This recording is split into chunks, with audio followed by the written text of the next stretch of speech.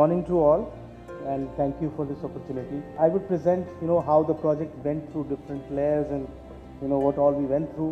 The initial times were very, very challenging. So we looked at looked at Delhi. This was a site which was very, very important. It was at the fringe of Lutyens, not a part of Lutyens, but still, it was the boundary of Lutyens. So we had these inspirations.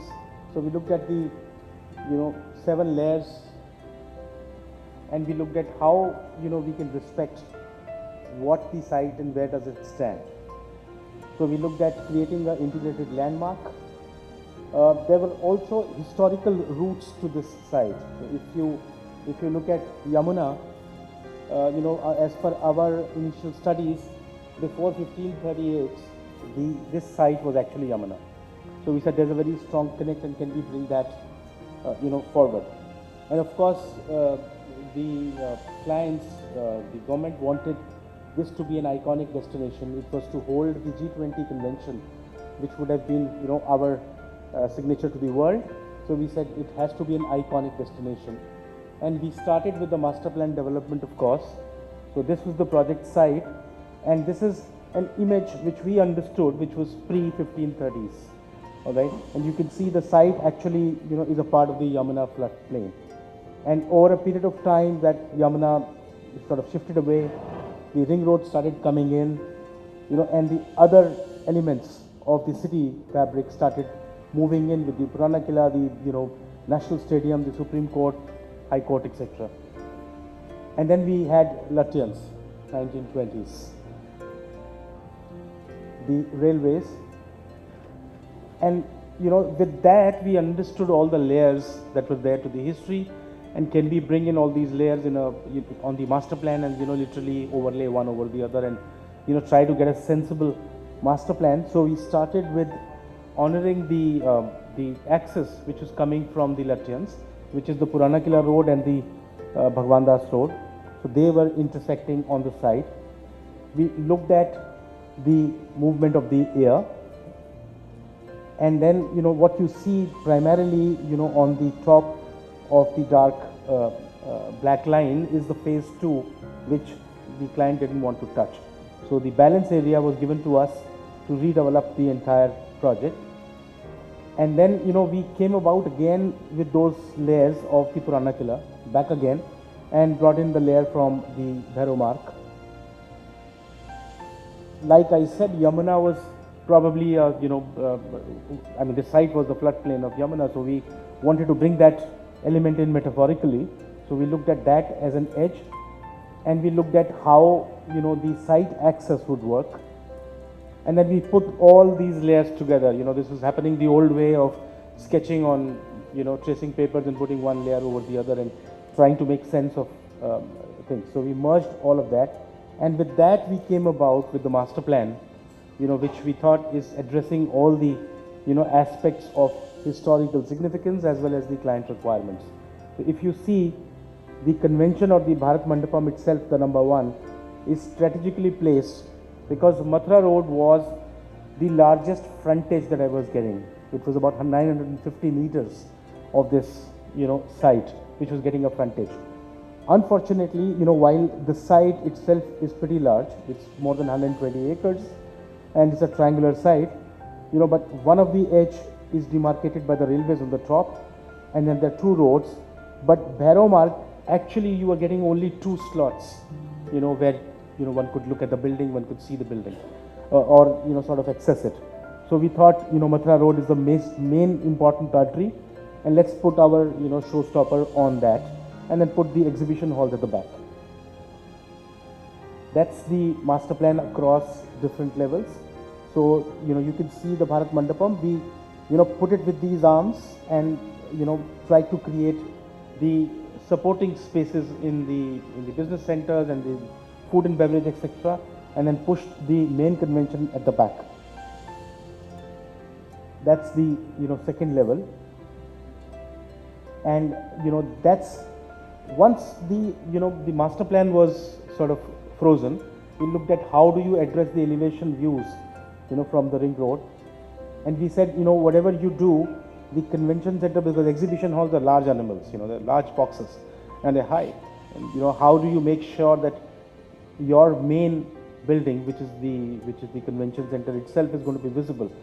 So we said, this is the study, and we lifted it up on a podium, on a stilt, and we used that to create spaces which became resultant spaces. So, the client wanted a 3,000-seater plenary hall, and by lifting it, we created a 3,000 capacity amphitheater under it, which is, very, very good with respect to the climate of Delhi. And then we looked at addressing the elevation views from Mathura Road, which were primarily the views towards the India Gate and the Rajpath. So we looked at that axis, and then we brought in the main components of the building. These are the main components. So there was an exhibition complex, a convention center, of course parking and services covering almost 1.7 million square feet, the admin building, and the amphitheaters, etc. So these were the key components. We also connected the project to the nearest metro station, which is the Pragati Maidan metro station, by a elevated skyway which takes you right from the concourse to inside the complex. So what that did was, besides giving convenience to people who were coming in here, it also took care of the safety and security issues. People in the metro were already checked by CISF. So we didn't let them go out. We got them straight into our project if somebody was coming into our project. So that was one good advantage of creating that. And we looked at the pedestrian access and circulation. So it was the public transportation drop-off. The green part that you see is pedestrian circulation, which is after security check. And the blue part that you see is after security and after ticketing. Now that's an interesting aspect that we looked at. My concern was that the way Pragati Maidan had been, for many number of years, it would really be a project where you would go only for exhibitions, and the times that the exhibitions were not there, or after 7 o'clock in the evening, this will just really become a ghost town. So we said, can we really utilize, if not full, but at least part of the site, to create these pedestrian connections which would allow people to go through the landscape and the plaza to the metro stations, and also create landscape opportunities with F&B, so that people could come in here and enjoy the landscape instead of being ticketed. So it's really a restricted area, but you don't need to be, you'll not be stopped. You can go in. Yeah, so that's the vehicular access and circulation. The project being designed to hold the convention of G20 had its fair share of security concerns. So the various movement systems of the VVIPs were created with alternate exits in case of a problem. And that's the lower level, which is the basement. Again, one studied, when one got the project, one studied of what really this project is all about. And it was actually a traffic mess. And the time that we got the project, the India International Trade Fair was just around the corner. So we just stood on top of that pedestrian bridge and had a look at how things were building up, and people were picking people up, they were dropping people up, they were standing in the middle of the road, they were parking in the middle of the road, and it was a complete chaos, right? So we said, if we have to allow people to be dropped off and picked up, you have to do it at a different grade level. It's not going to happen on the ground. You may give as many number of drop laybys, we just do not have the kind of driving discipline that is prevalent all across the globe in India. So it is better to sort of separate it. So we came up with this idea of creating a tunnel which would also connect the city.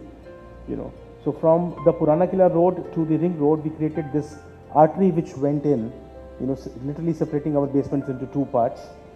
We have a connection from under it, and becoming a city road, and from that we came into the basement. And if you see, we created these two very large arrival areas. So you see one there and one in the other part of the basement. The idea was that you make it so comfortable and convenient for people to get dropped off and picked up, right, and to do their ticketing and to do their security, etc., that they do not clog up the ground, right? So that's what we did, and this explains it. So if you see the lower level, that's the arrival area, which, if I tell you, is close to about 50,000 square feet. That arrival area itself is about 50,000 square feet. And you have one side where the Ubers and the Olas and the other, vehicles come in.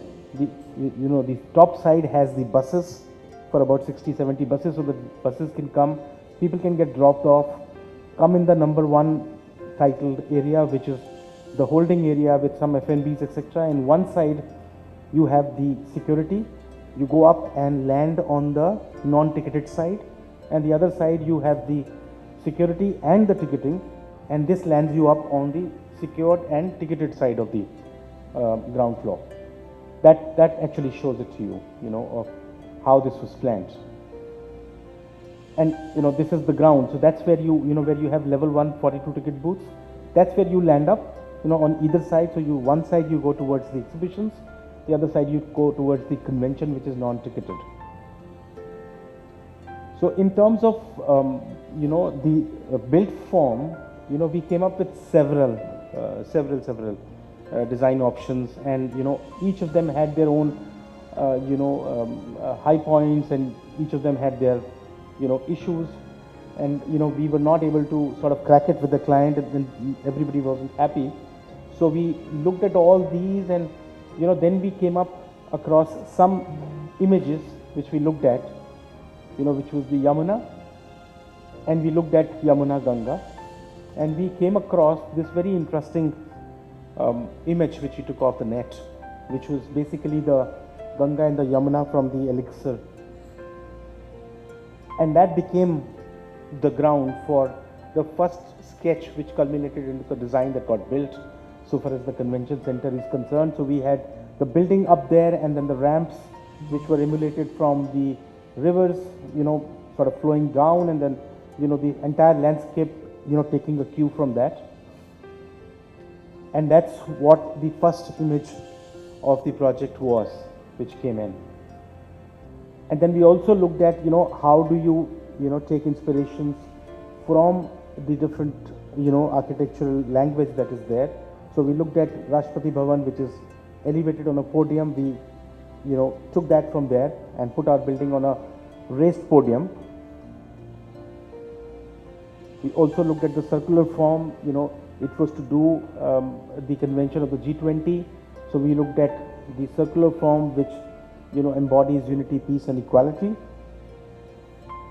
And then we took the historic concept of Baulis and the Jali patterns, etc. And that's actually the amphitheater that you see, which I spoke about, which was created as a resultant space by lifting the building up on stilts. So that became the main project, where you see the elevated podium with the landscape, the lifted form, and the canopy that is there. This shows you the section. So, the entire plenary and the multifunction hall, which is definitely the largest, gathering space in a single format in the country, but probably one of the largest in the world. It takes care of about 7,500 people in a single format. It's divisible, of course, into as small as 800 and going up to 7,500. And the amphitheater came in under with the water body, which came in from the Bauli. And that's the facade studies that we came up with. The red color that you see on the building is not sandstone, inspired from sandstone. We looked at a sandstone, we got it chiseled, to give it that rustic finish, and then we emulated that in concrete. So what you see in the building is actually pigmented concrete, fiber reinforced panels. And just to talk about the complexity of this kind of a form, this is the Revit model of that building, and that's some of the facade panels going up, how the building was coming around, and that finally was the building which got inaugurated and held the G20 summit. Like we said, the design strategy with respect to the views was put in like that. That's the enlarged site plan of the convention center itself, showing you the podiums, etc. And then, what you see, the 18 number are actually the food and beverage outlets, which are below the podium, and they open onto courtyards where people can spill. That's the upper level. This is actually the top level, where you have the multifunction hall number 3 and number 4, which is the plenary hall. Of course, the topic of the day is sustainability. So we've brought in these slides, which show you what we've done. So there are passive design features. It's a climate responsive design. We have strategically done the landscape, the waste management in terms of reduction of construction waste, sewage waste, etc., water conservation, energy conservation, and we have created these shaded walkways which are ventilated spaces and also have a passive cooling within them. That's the PV panels which have been put on top of the buildings. That's about 20%, 28% of the roof area has been used for that. And then the green spaces. That's the yellow shows you the entire shaded canopy, which is open from either side, and it has a misting system, so that during the May and June periods of the city, we can make it that much more comfortable for people to walk. And it primarily connects every building to every building. So if you really see, you may be walking in from any gate, but you will always be walking under shade. You will never need to walk under the sun if you don't choose to. Those are the water recycle and reuse strategies. And then we have the public transportation system, which I spoke about. So from gate number 2, you could walk up to the metro station also, in case you so desire, in a shaded environment. That's one of the canopies, which is a combination of glass and metal, which is where all the ticketing and checking happens. That's how it has been built. That's the secondary canopy. It didn't get built like this, and we changed it later on. And then, as a design active approach to address the issues of energy, what we did was, all the exhibition spaces, the entire 100% perimeter of it is actually lined with support spaces and access requirements. So you have staircases, you have service elevators, you have AHUs, you have organizer suites, you have storages, etc. And what that does is, it gives you an insulation which is close to about 6 meters deep from the outside temperature. And your internal exhibition hall, which are the real guzzlers of air conditioning load, you can bring it down very, very substantially. And we did the same so far as the convention center is concerned. So you had the number 1 and number 2 large lobbies, which were shielding the main air conditioned areas, 3 and 4, from the outside temperature. 5th was the entire back of the house. So that was it was doing that from the north side. This project presentation would not be complete unless I talk about artwork. This was one of the elements which we, the first day that we put the pencil to the paper, we said we don't want art to come in later as an add-on. We should design the building to create these spaces which are going to hold the artworks. And truly, we respected the DUSE mandate of spending 1% on the artwork. We made sure that happens. So, you see, this is the lobby at the top.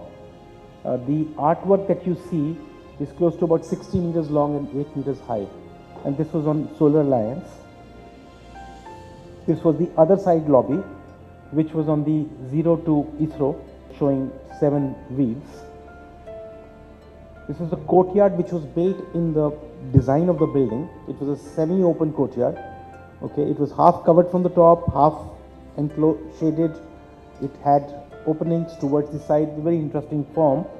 So, we created the tree of life, which got inspired from India's strength in IT. So you see the hexagon, which is the symbol of that. And the other triangle, the building is symmetrical. Other triangle is India Rising, which is, showing the doves. And these are courtyards, which are very large courtyards. They're 6 meters by about 15, 20 meters, and about another 20 meters high. And then this was the outside of the G20 halls. And there was a debate, what this should hold, right? There were people who wanted brass to come in. There were people who wanted Agra's stonework to come in. There were people who were wanting painting styles. So we kept everybody happy, we fused them together. So this that you see is actually the edges are from Agra's marble inlay work. You have the Madhubani paintings, and you have these peacocks which are put on a three-dimensional leaf, which is edged with brass. Okay, this is again another one which was Indian textiles. We merged, we overlaid the architectural jalis from across the country, and we got fabrics from across the country, and we fused them together to create this very unique artwork. That's the flavor of the interiors. Peacock was one of the themes, so we tried to emulate it as much as we could in the false ceilings. You can see that in the convention plenary hall. This is the G20 hall. So it was very challenging with the aspect that the clients wanted the walls to be like Latyan's areas. So there was a lot of stone usage. You can see this is, all the walls are actually 100% stone. So meeting the acoustics was a challenge. So the entire ceiling that you see is done in fabric, and of course the floor helps you do that. That's the the fusion style painting that I was talking about. These are the Solar Alliance artworks. That's another artwork in paying homage to India's role in yoga. Those are the free-flowing spaces which we spoke about. The auditorium. That's a image of that. Another one of the Solar Alliance. That's the main plenary hall. Yeah, that's again inspired from a free-flowing form. During the G20 convention, they came up with these glass boxes which would hold the artifacts, not part of our architectural design. And yeah, that's it.